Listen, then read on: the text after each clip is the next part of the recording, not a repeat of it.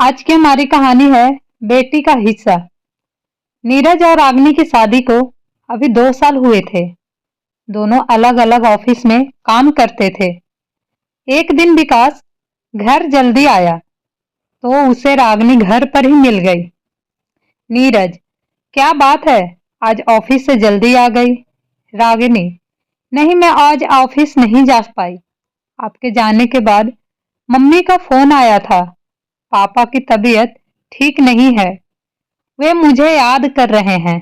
नीरज, अरे तो इसमें सोचने की क्या जरूरत है?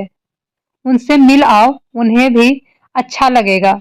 वैसे भी वे दोनों गांव में अकेले रहते हैं। तुम्हारे भाई भाभी तो शहर में रहते हैं।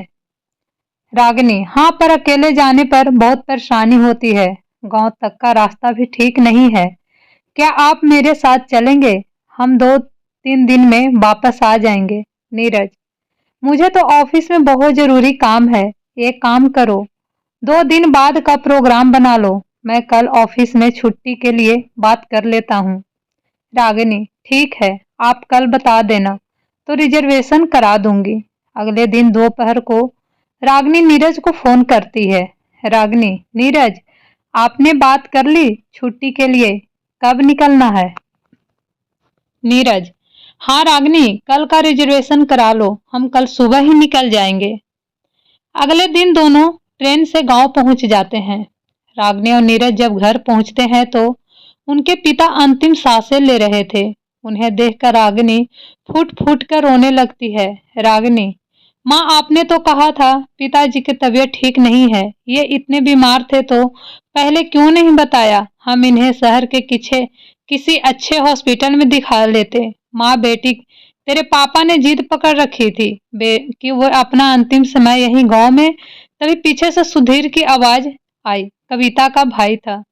सुधीर, हाँ, सब बेटी ही करेगी। बेटे के लिए तो इस घर के दरवाजे पहले ही बंद हो चुके हैं। सारी खबर बेटी को दे दी जाएगी, यही इलाज कराएगी। रागिनी, भैया, आप यह क्या कह रहे हैं? मैं भी अभी अभी आई हूँ और आपका फर्ज है माँ बाप का ख्याल रखने का। आप यहाँ से जाने के बाद कभी इनसे मिलने आए हैं? सुधीर, तुम दोनों आ जाते हैं गांव का हिस्सा अपने नाम करवाने, हमारी क्या जरूरत है? रागिनी, भैया, आपको शर्म नहीं आती है? इस समय भी ऐसी बात कर रहे हो? देख नहीं रहे हो पिताजी की हालत? नीरज, सुधीर, हम दोनों तुम्हारे गांव की जमीन जायदाद की जरूरत नहीं है। हमारे पास बहुत कुछ है। यह हिस्सा तुम्हें ही मुबारक हो। और जरूरी नहीं कि बेटी अपने पीहर आए तो हिस्सा मांगने ही आएगी। सुधीर मौके की नजाकत को देखकर चुप हो जाता है। रागिनी को अपने भाई की बातें बहुत बुरी लग रही थी। वह अपने पापा के सिरहाने बैठ कर रो रही थी। पिछले कुछ सालों की बातें उसके दिमाग में घूम रही थी। पापा, बेटी, तूने अपनी पढ़ाई पूरी कर ली, अब क्या विचार है? रागिनी, पापा, मैं नौकरी करना चाहती हूँ। उसके लिए शहर जाना पड़ेगा। पापा, ठीक है, तू नौकरी के लिए अप्लाई कर, मैं तेरे साथ शहर चलूंगा। कुछ ही दिनों में रागिनी की नौकरी पक्की हो जाती है। उसके पापा उसके साथ शहर आ जाते हैं। अच्छे से उसके रहने खाने का इंतजाम कर देते हैं। कुछ दिन उसके साथ रहकर वापस गांव आ जाते हैं।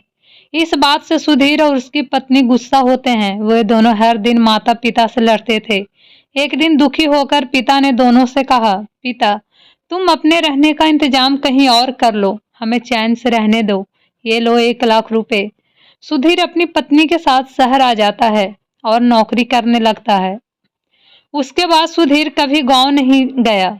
जहां तक कि बहन की शादी में भी वह नहीं पहुंचा। यही सब सोचकर रागिनी रो रही थी। तभी उसके पिता ने आंखें खोलकर अपनी बेटी को देखा। उनकी आंखों में अब पहले जैसी चमक नहीं थी। अकेलापन और उदासी छाई हुई थी। उन्होंने एक बार रागिनी को देखा, एक बार अपनी पत्नी को देखा, जो उनके पैरों के पास बैठ के रो रही थी। जब वे कह रहे थे, मेरे बाद तेरी माँ का क्या होगा? रागिनी, पापा, आप माँ की चिंता ना करें, इन्हें मैं अपने साथ रखूंगी। रागिनी की बात सुनकर उनके चेहरे पर संतोष के भाव आए, लेकिन आंखों से आंसू बह निकले। कुछ देर बाद उन्हें आंखें बंद कर ली और कुछ ही देर में प्राण त्याग दिए। 13 दिन तक घर में रिश्तेदारों का जमवाड़ा लगा रहा। रीति रिवाज होते रहे। 13वीं के बाद सब चले गए। रागिनी, नीरज क्या हम माँ को अपने साथ रख सकते हैं? नीरज, हाँ क्यों नहीं, लेकिन मेरी एक शर्त है। रागिनी, वह क्या?